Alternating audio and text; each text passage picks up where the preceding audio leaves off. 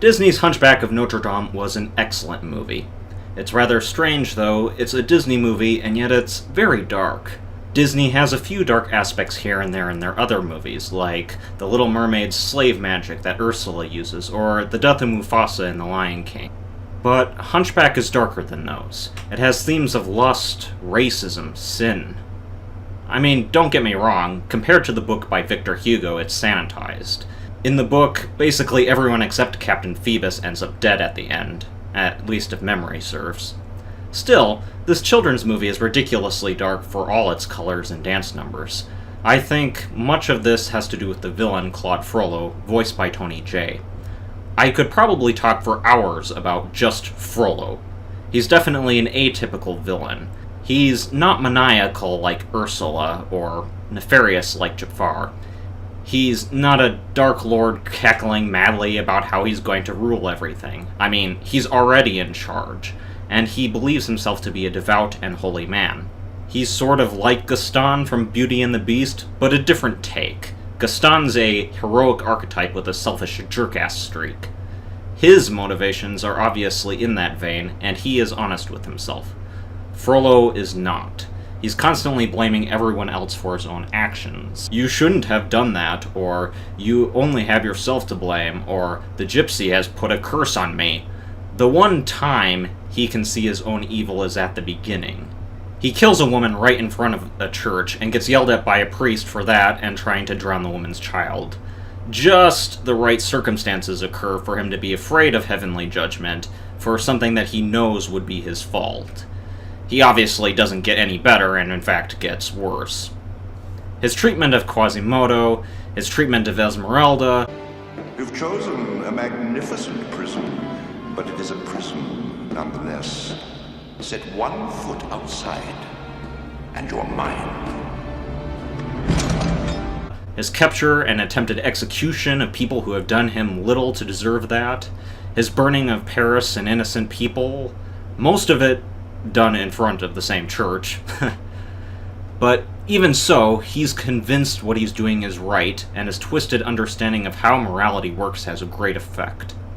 He tries to be the better man, but his understanding of what that is changes based on his personal views, and also his moods. Gypsies are evil, therefore I am a good person for killing them. Same with anyone else I think is trash. And if I hate someone enough, I can just ignore the holy rules of sanctuary and kill people inside Notre Dame. If I lust after someone, I must marry them to be pure, or they must burn for making me sinful. Obviously, I'm not at fault for feeling this way. All evil is a result of others' actions. I'm simply carrying out my duty as a good man. And, of course, he thinks nothing of manipulating a simple boy's affections to be useful to him. It's all done in the name of righteousness.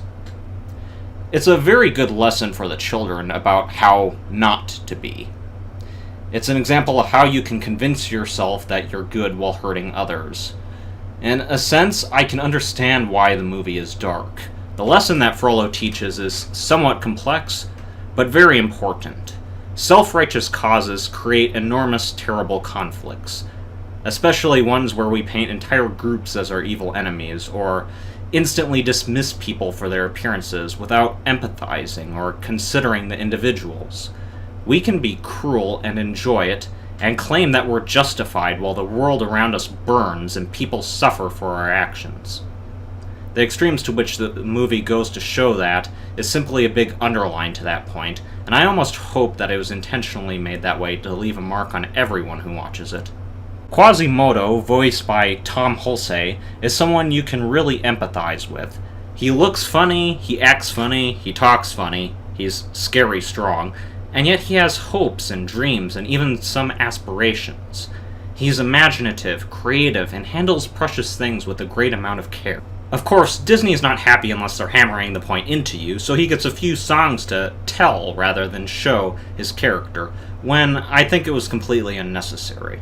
Honestly, when he's showing Esmeralda around his home, I got a much better grasp of who he was. He does make mistakes, but you can't really fault him for any of them. They're due to his innocence and ignorance of the world, and he earnestly tries to make up for them. In this way, he's an appropriate match for Frollo, who is all too worldly and cannot admit to fault. While looking through plot holes and points where the characters should be using their brains and aren't, I sometimes forget that outsmarting someone is not necessarily the only good way to have a hero win. There are other valuable qualities to have, and Quasimodo shows off exactly why they're so important in a way that others like Eric from The Little Mermaid and the Prince from Sleeping Beauty don't.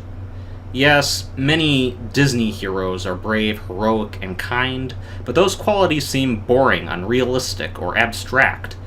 Quasimodo shows us the human element to heroism in much the way that Frollo shows the human element to villainy, and reminds us exactly why compassion, innocence, bravery, and kindness are as important as fairy tales would have us believe, while also making it seem like it's something that we can attain as well.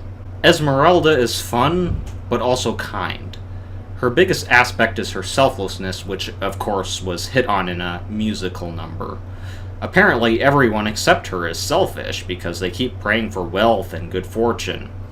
I understand the point they were trying to make, but it seems heavy-handed. That said, I still liked her. I could see exactly why she did the things she did, why she fell for Phoebus, and so on.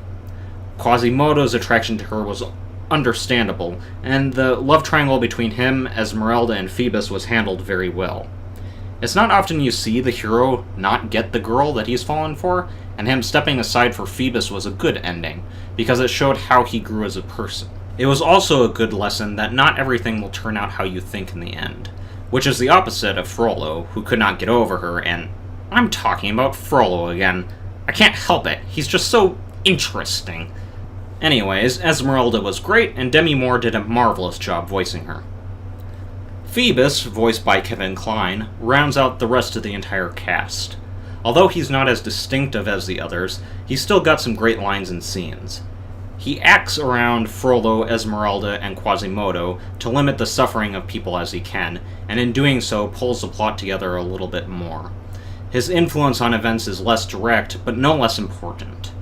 I do find it a bit difficult to believe that he was the only soldier moral enough to not burn down the city of Paris or kill innocents or counter Frollo in any way.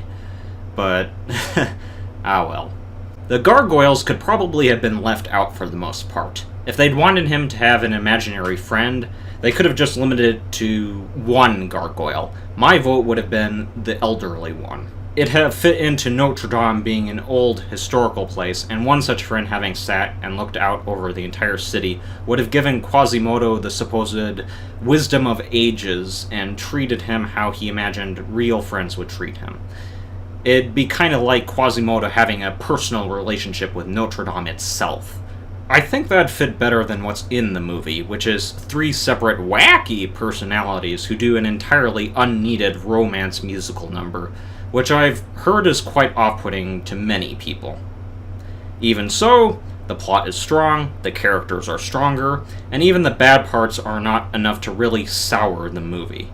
Among Disney movies, I'd have to say this is one of my favorites, and even among movies in general, I'd put it pretty far up there. Here's hoping that Disney doesn't try to remake it. Those are my thoughts on Disney's Hunchback of Notre Dame. Please leave your thoughts in the comments below. Don't forget to like and subscribe, and have a nice day.